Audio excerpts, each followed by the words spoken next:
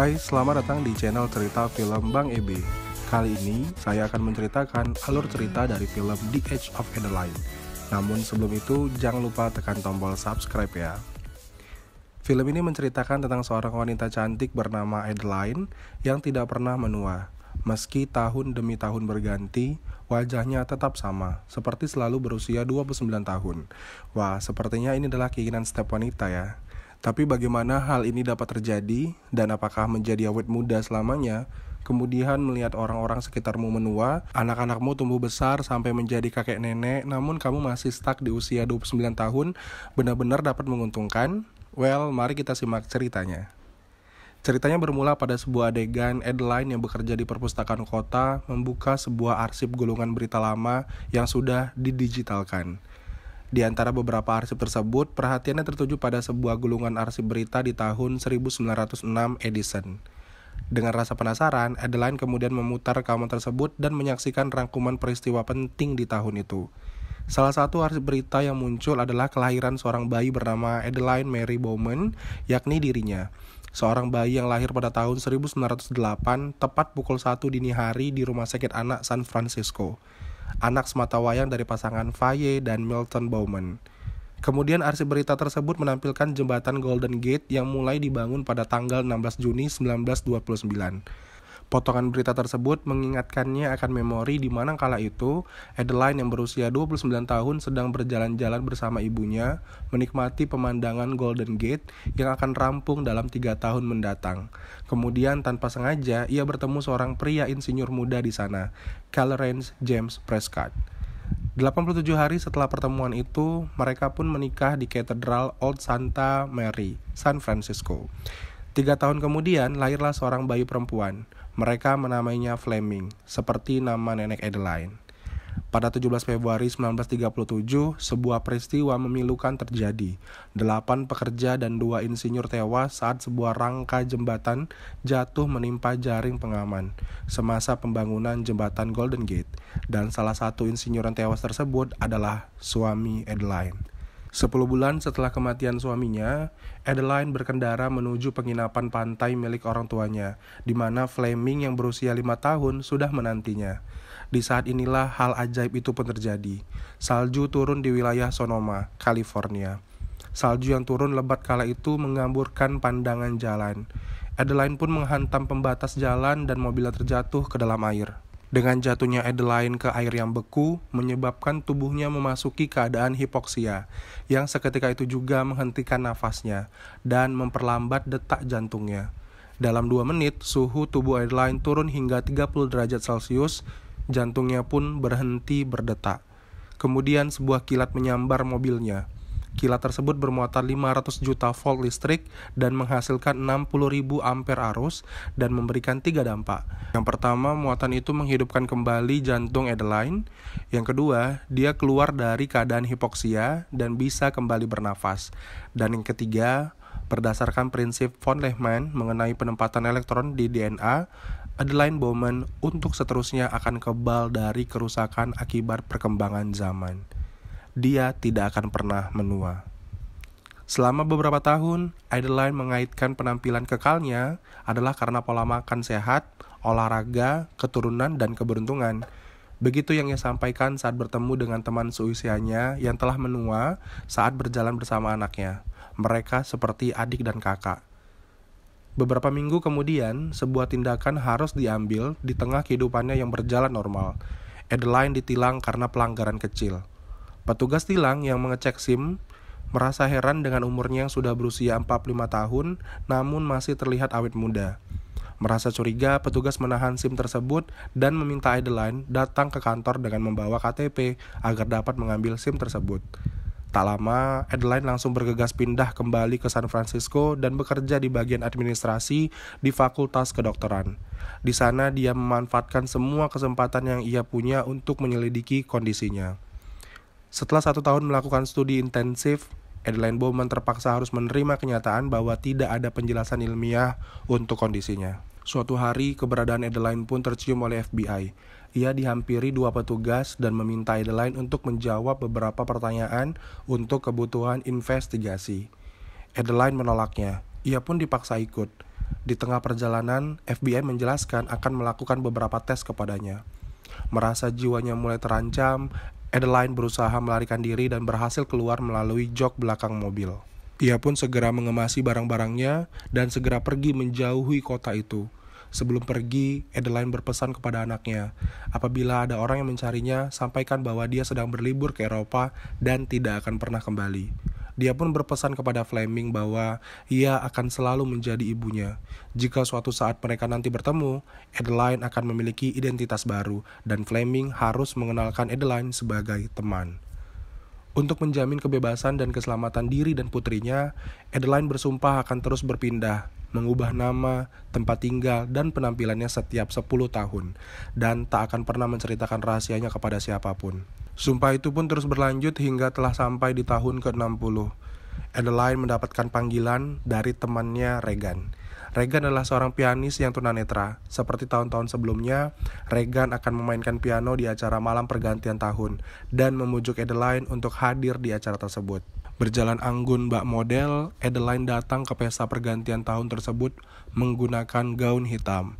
Tanpa disengaja, dia melihat salah satu foto hitam putih dirinya yang terpajang di dinding koridor hotel tersebut. Foto tersebut membawa memorinya kembali ke masa yang dahulu pernah ia lewati. Daya pikat yang dimiliki Adeline berhasil menarik perhatian pria yang di sekelilingnya. Beberapa pria mencoba mendekatinya malam itu, namun tidak satu pun berhasil membuatnya tertarik, hingga ia melihat seorang pria bernama Ellis. Namun ia harus kecewa, karena pria tersebut ternyata sudah memiliki seorang kekasih. Merasa jenuh, ia kemudian memutuskan untuk meninggalkan pesta tersebut lebih awal. Adeline yang berniat pergi kemudian memasuki lift. Namun tiba-tiba pintu lift itu ditahan oleh seorang pria. Pria itu adalah Ellis, yang sedari tadi sempat ia taksir, dan ternyata juga menaruh hati padanya. Adeline kemudian mengenalkan dirinya sebagai Jenny. Turun dari ketinggian 27 lantai merupakan waktu yang cukup singkat bagi Ellis yang tengah berusaha mendekati Adeline. Kata-kata indah dan puitis Ellis pun belum cukup membuat Adeline tertarik. Usaha Ellis untuk meyakinkan Adeline pun berlanjut dengan menjelaskan bahwa wanita yang ia lihat bernama Agnes Box adalah bukan pasangannya. Namun Adeline tetap tidak tertarik dan tidak bergeming atas keputusannya untuk segera kembali ke apartemennya. Bahkan Ellis yang meminta nomor teleponnya hanya dibalas Adeline dengan Happy New Year Ellis. Kasihan sekali. Pagi harinya Adeline bertemu dengan Fleming, anaknya. Adeline merasa haru saat melihat Fleming yang sudah semakin menua. Fleming kemudian memberikan kartu ucapan selamat ulang tahun kepada ibunya. Mereka terlihat bahagia pada saat itu. Melihat Fleming yang sudah semakin menua, Adeline menawarkan untuk tinggal bersama. Namun Fleming menolak ajakan tersebut, karena kan sudah terbiasa hidup mandiri tanpa ibunya sedari SMA. Di perpustakaan tempat Adeline bekerja, terdengar desas-desus mengenai seseorang yang bernama Mr. Jones yang akan menyumbangkan buku-buku klasik edisi pertama senilai $50.000. Mr. Jones tersebut ternyata dan tak lain atau bukan adalah Ellis. Ketika sesi foto dokumentasi sebagai serah terima atas sumbangan, Ellis meminta Adeline untuk sebagai perwakilan dari perpustakaan. Tentu saja Adeline menolaknya. Ia sangat tidak ingin didokumentasi. Namun Ellis bersikeras dan mengancam akan membatalkan donasi. Adeline pun kembali memohon agar tidak difoto, dan sebagai gantinya, ia bersedia menerima tawaran Ellis untuk diajak jalan keesokan harinya. Keesokan harinya untuk membuat Adeline terkesan, Ellis membawa Adeline jalan-jalan ke sebuah terowongan bawah tanah bersejarah San Francisco. Ellis kemudian bercerita singkat mengenai sejarah terowongan itu. Hal tersebut membuat Adeline terkesan, namun usaha Ellis belum cukup meluluhkan hatinya. Di perjalanan pulang, Adeline menolak secara halus usaha Ellis yang mendekatinya dengan mengutarakan rencana kepindahannya keluar kota. Namun Ellis meminta satu kesempatan terakhir dengan menceritakan sebuah joke. Jika Adeline tertawa, ia harus pergi satu kali lagi sebelum pindah. Namun jika Adeline tidak tertawa, Ellis berjanji akan menyerah. Lalu kartu terakhir pun dikeluarkan. Dan yes, joke garing dari Ellis akhirnya berhasil membuat Adeline tertawa. Dan mereka pun berencana untuk bertemu satu kali lagi saat dinner. Sesuai janjinya, Adeline mendatangi apartemen kediaman Ellis. Rupanya Ellis sudah mempersiapkan makan malam spesial buatannya. Adeline menyukai makanan tersebut. Ellis pun mulai bercerita mengenai diri dan keluarganya. Malam pun terlewati dengan suasana nyaman dan romantis. Meskipun telah melewati malam romantis yang indah, di pagi harinya tak membuat Adeline merubah keputusannya untuk pindah. Ia pun bergegas pergi meninggalkan apartemen Ellis. Di persimpangan jalan, Adeline melihat sebuah kursi taman. Gambaran saat itu membawa pandangannya kembali ke suatu masa di mana ia pernah berjanji kepada seorang pria untuk bertemu di taman tersebut. Pria itu bermaksud melamar Adeline. Adeline yang melihat dari kejauhan menyadari maksud tersebut, lalu dengan berat hati ia harus pergi menjauh selamanya tanpa mengucapkan salam perpisahan. Saat tiba di kediamannya, Adeline mendapati anjing kesayangannya dalam kondisi sekarat. Anjing tersebut sudah terlalu tua. Tidak ada lagi yang bisa dilakukan. Dokter pun menyarankan tindakan eutanasia, yaitu tindakan medis berupa bius mati yang dilakukan untuk mengakhiri hidup anjing tersebut, agar dapat segera mengakhiri rasa sakit dan diderita. Kematian anjingnya itu membuat pukulan berat. Lagi-lagi ia harus mengalami kehilangan. Ia tidak ingin merasakan kehilangan lagi. Adeline memutuskan untuk mengakhiri hubungan yang bahkan belum sempat ia mulai dengan Alice. Adeline mulai mengemasi barang-barangnya untuk pindah. Ia dibantu anaknya Fleming. Adeline pun menceritakan tentang sosok Alice dan betapa kejamnya ia saat memutuskan hubungan tersebut. Fleming memaksa ibunya untuk meminta maaf kepada Alice. Ia meminta Adeline untuk berhenti berlari dan tidak perlu terus-menerus sendiri.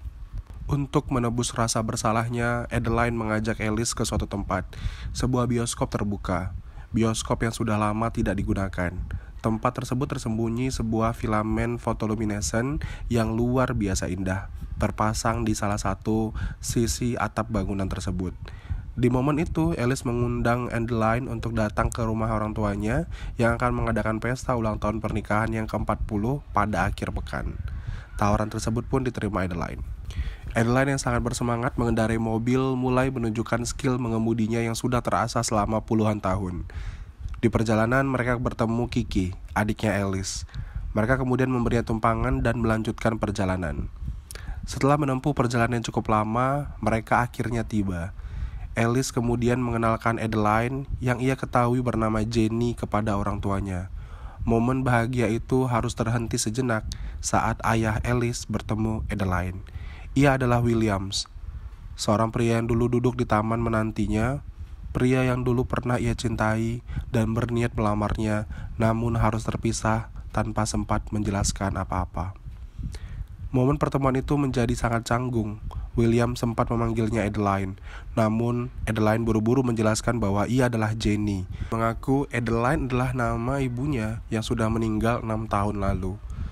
Pertemuan itu membuat Adeline dan William terjaga semalaman.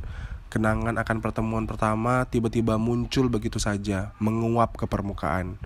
Momen pertemuan pertama di mana William membantu mobil Adeline yang mogok. Kemudian hubungan mereka berlanjut menjadi sesuatu yang istimewa. Kecanggungan berlanjut di pagi hari. William membahas secara singkat pertemuannya dengan Adeline dan mengatakan bahwa Adeline sangat berjasa semasa mudanya dulu karena menyarankannya untuk berhenti dari kuliah kedokterannya dan mengejar impiannya menjadi ilmuwan astronomi. Mendengar cerita itu membuat Nyonya William cemburu, namun William berhasil menenangkannya. Malam harinya mereka berkumpul dan bermain permainan yang sering mereka mainkan, Trivial Game, sebuah permainan yang mengharuskan menjawab pertanyaan umum dengan benar.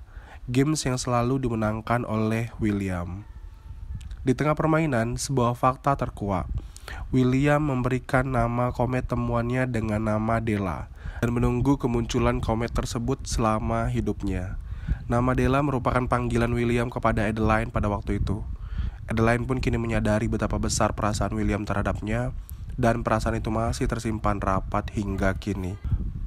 Permainan pun berakhir dan dimenangkan dengan mudah oleh Adeline karena memiliki pengetahuan dan pengalaman hidup yang lebih banyak dari siapapun. Di pagi harinya, Adeline sedang mencari Alice yang tengah lari pagi berpapasan dengan William. Tanpa sengaja, William melihat sebuah bekas luka jahitan di telapak tangan kiri Adeline. Bekas luka tersebut menyadarkan William siapa Jenny sebenarnya. Ia dapat mengingat dengan jelas bagaimana luka tersebut terjadi. William kemudian membongkar gudangnya, mencari tumpukan arsip lamanya, dan berhasil menemukan apa yang sedang ia cari. Sebuah foto di mana menampilkan dirinya dengan Adeline. Bekas luka tersebut sama persis tergambar di foto tersebut. Ia semakin yakin bahwa Jenny yang berada saat ini adalah Adeline, orang yang selama ini ia tunggu dan ia cari ada di depan matanya. Tanpa membuang waktu lagi, William segera menemui Jenny. Ia pun memberitahu Jenny bahwa dirinya sudah mengetahui jati diri yang sebenarnya. Adeline sempat menyangkal, sampai akhirnya William menjelaskan mengenai bekas luka di tangan Adeline. Akulah yang menjahit bekas luka itu. William pun memohon kejujuran. Adeline kemudian menangis dan menceritakan kondisinya. Sebuah kondisi yang ingin ia jelaskan sedari dulu, namun tidak pernah sanggup untuk disampaikan. Ia terlalu takut apa yang terjadi pada dirinya pada saat itu apabila rahasia diketahui, dan mungkin berakhir menjadi objek percobaan. William pun menyadari itulah penyebab Adeline dahulu menghilang, meninggalkan dirinya. Merasa bahwa dirinya sudah tidak aman, Adeline memutuskan untuk pergi. William mencoba mencegahnya, memohon agar Adeline tidak kabur lagi, demi Alice dan untuk diri Adeline sendiri. Namun ketakutan Adeline pada saat itu lebih besar dari keinginannya untuk tetap tinggal. Adeline pun mengemasi barang-barangnya dan segera bergegas, meninggalkan sebuah pesan singkat kepada Alice agar tidak lagi menemuinya. Adeline kemudian memacu kendaraannya dengan cepat, membawa perasaan yang tengah gundah dan pergi menjauh. Alice yang kemudian menemukan pesan tersebut terlihat sangat panik. William pun menjelaskan bahwa Adeline tidak akan kembali. Mengetahui bahwa Alice benar-benar mencintai Adeline, William pun akhirnya memberi dukungan penuh dengan memberikan kunci mobilnya kepada putranya untuk segera menyusul Adeline. Di tengah perlariannya, Adeline dihantam keras badai memori dirinya yang selalu kabur pergi jauh meninggalkan orang-orang yang ia sayangi. Adeline kemudian tersadar dan segera menghubungi Fleming anaknya untuk menceritakan niatnya untuk tidak lagi berlari. Mendengar hal itu, Fleming memberikan dukungan penuh atas keputusan ibunya. Namun sayangnya di saat Adeline ingin memutar balik kendaraannya, sebuah kendaraan yang datang dari belakang menghantam dengan keras mobil Adeline. Mobil Adeline itu terbalik. Hantaman keras tersebut membuat Adeline terlempar keras keluar dan terbaring di sisi jalan. Sementara itu, sebuah fenomena alam terjadi. Badai dengan kecepatan 323 km dari pantai Pasifik membuat pengaruh pada peningkatan jumlah ionisasi molekul di atmosfer. Dan untuk pertama kalinya dalam 78 tahun, salju pun turun di wilayah Sonoma. Adeline mengalami hipotermia. Sirkulasi darah menurun secara ekstrim. Adeline hanya mampu bernafas 1 atau 2 kali dalam semenit. Keadaan ini juga dapat disebut mati suri. Pukul 8:07, tubuh Adeline Bowman turun hingga 30 derajat Celcius. Jantungnya berhenti berdetak. Akhirnya pada usia 107 tahun, Adeline pun dinyatakan meninggal dunia. Tepat pada pukul 10:09, para medis pun datang dan memasang 2 defibrilator di dada Adeline. Mereka menghitung mundur sebelum memberinya 750 volt listrik. Adeline kemudian tersadar. Saat berada di rumah sakit, Adeline kemudian menyatakan perasaannya kepada Alice. Dan pada akhirnya, ia kemudian juga menceritakan rahasia besar yang selama ini ia pendam. Beberapa waktu setelahnya, Fleming kemudian datang. Adeline kemudian mengenalkannya kepada Alice. Tidak ada lagi rahasia. Fleming sangat bahagia sekaligus terharu mendengarnya. Pelarian ibunya berakhir di sini. Di lain waktu, acara anniversary William dan Katie pun terlaksana meriah. William pun mendeklarasikan perasaan dan terima kasihnya kepada Katie, istrinya, yang sudah menemaninya selama 40 tahun. 1 tahun kemudian, Adeline dan Alice bergegas menghadiri sebuah acara. Di saat bercermin, Adeline kemudian mendapati salah satu rambutnya berubah menjadi putih. Sebuah kondisi normal sebagai tanda penuaan yang pasti dialami semua manusia. Mendapati hal tersebut, Adeline pun tersenyum lega. Mungkin Adeline adalah satu-satunya wanita yang memiliki perasaan gembira dan haru di saat mendapati kondisi tersebut ya guys. Nah, itu tadi alur cerita film The Age of Adeline. Semoga kalian terhibur dengan cerita tadi. Jangan lupa like dan subscribe-nya agar channel Bang EB dapat menghibur kalian dengan cerita-cerita dari film lainnya. See you next time and bye-bye.